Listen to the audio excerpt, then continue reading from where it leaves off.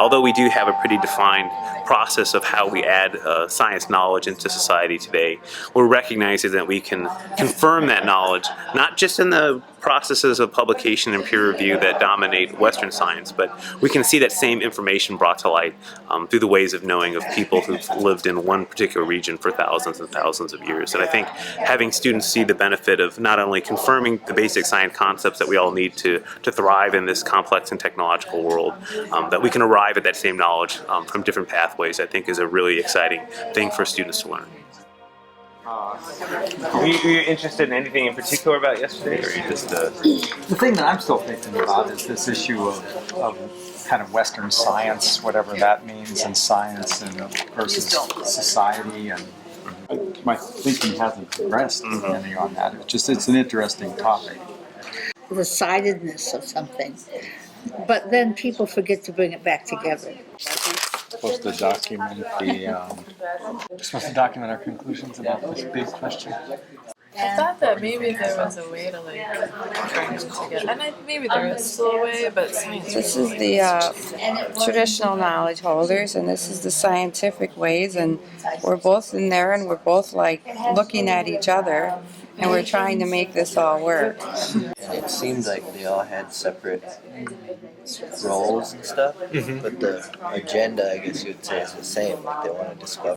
It's just a tremendous gift, and you have to fight to protect it, and there's going to be some degree of excluding going on, obviously, rightfully so. So it's just that, how do you know who you can trust? A bit of a selling point for teachers. Maybe there's some potential. I don't know how to do that. I was going to add that, what I was drawing here is that, ways of knowing, you're going to have a ton of traditional ecological knowledge to make enough resources for this city that's larger than any in the home of this body of knowledge, right? People kind of deny these bodies of knowledge and deny their even existence as, these massive, complex societies. We just kind of reduce it to this rugged West, right? This fertile ground that we developed that nothing was developed in. Well, basic math concepts came from the Mayans. Yeah. The whole concept of zero was from the Mayans, which would reinforce what Geraldine's thing here, that science is sort of, in some regards, co-opted some of those basic indigenous knowledge.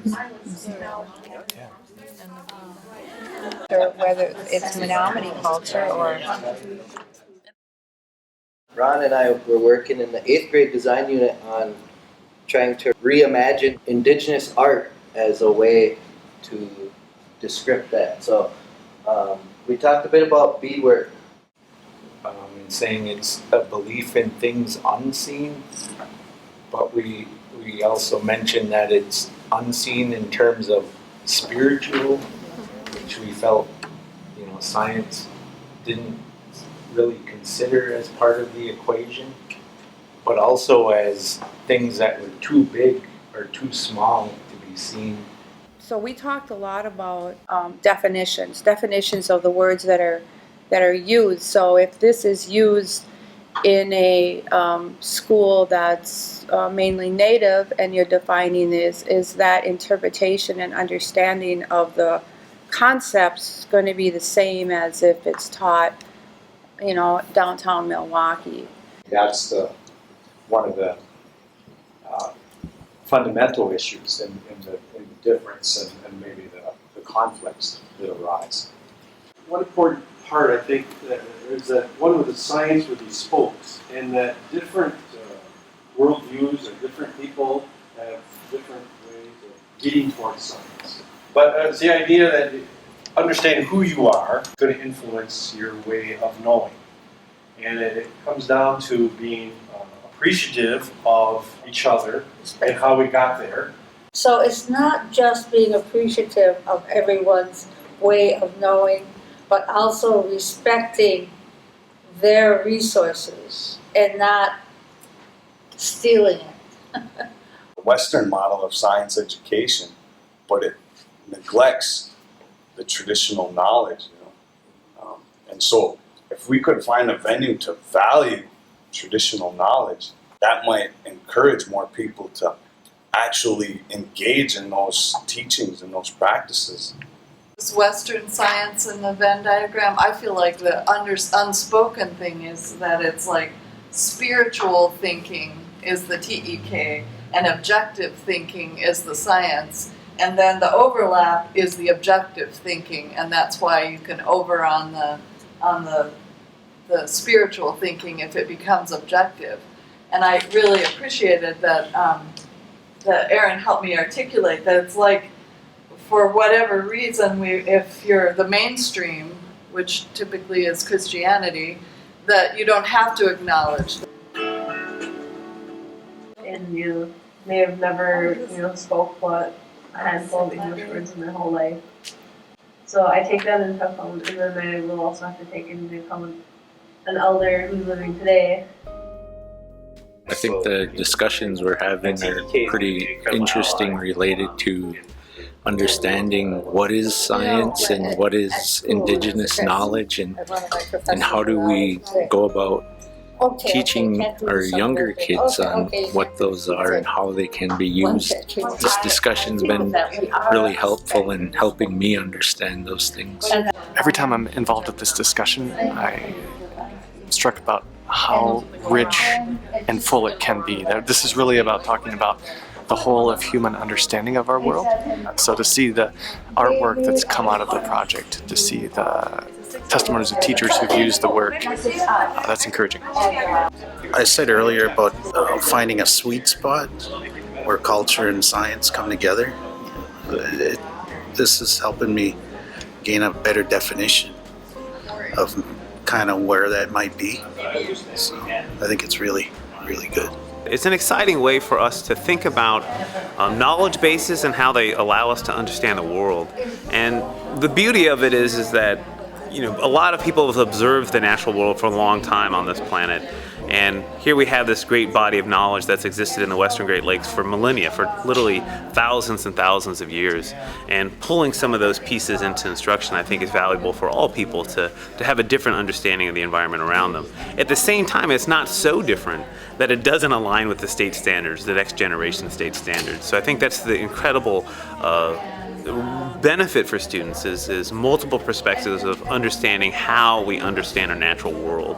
I'm really just taking in and listening to what everyone has to say, from kind of like how they grew up and what they learned from school, or from elders from the community. So I'm just really learning from them how they learned. These are great conversations. I love these meetings because it brings together such diversity of thinking from the Menominee Reservation, from University of Wisconsin here in Madison, and just such a diverse group of people, and discussing our similarities, the differences, and how they relate to education. I sort of brought in, preconceptions of what science is as a tool for knowing, as a tool for learning. And I sort of brought my own preconception too of what we consider TEK, or traditional ecological knowledge, is. I come away with some answers, but I also sort of, the wellspring of questions and wondering is really still strong. So I want to keep learning, and I want to keep talking with people, and I want to keep reformulating my own personal opinion about these things. But I thought it was a really great gathering and a great group of people to consider these questions with. I'm enjoying reconnecting with everyone today, and learning more from each other that we do every time we get together. And I'm taking away a strong conviction of the importance of the work. I guess I'm taking away that we may never define, we can't strictly define what science is, what TEK is. These are mean different things to different people, and it's complex. I think the greatest thing that I'm taking away from this POSOH meeting is that we all need to have a better understanding of language, culture, Indigenous ways of thinking, and also exploring the outside communities. One of the things, that's always on my mind is providing some type of understanding, our education, training, if you will, development for our teachers to understand, our educators. Some of our kids do live in both worlds. They live in the traditional world, the cultural world, and then we go to school and we have to deal with Western education and Western society. So, you know, in some shape, fashion, or form, I hope we're able to meet on that middle ground, meet in that middle road, and so there's a little more appreciation, a little more respect, and a little more value held for our traditional and cultural people that possess that knowledge. The spirit of the group was hope. And I think I joined that too, and I share the same hope for the futures, and not only for the campus community, the Menominee tribe, and members of this distinguished community, but also for other tribal communities, other indigenous communities around U.S. and around the world that can really certainly benefit from similar processes and similar dialogues. I think I gained a little optimism about educational diversity in the future, and probably expressed a little pessimism for lack thereof in the past. So probably a little bit excited to see what comes from this work. I know change takes time, but I think it's going in the right direction. I'm really happy to be part of this whole project, but especially today, to see how we've all grown and our concepts about traditional ecological knowledge. By hearing everyone's perspective, we know that it's very difficult to come up with one. And that's okay, because it is all about multiple perspectives. These are not just beginnings, but moving on and showing a real example of how to do it in a place-based education within a particular group of people, such as our Menominee tribe. But what's greater is we were able to be the example for other people, for other tribes, for other schools, and as a great way to learn. And it's just a blessing that we have this project to do professional development for all teachers in Wisconsin. I'm taking away from this group's work together a feeling that that we finally have reached a place in the project where everyone who came at least to this gathering spoke for themselves and felt comfortable enough about the process and about the intentions of the project and of everyone in the room, that all of, maybe nearly all of what was said from the heart and from a place of wanting to share one's own feelings, and people. I had the sense that no one felt they had to protect someone else in the room.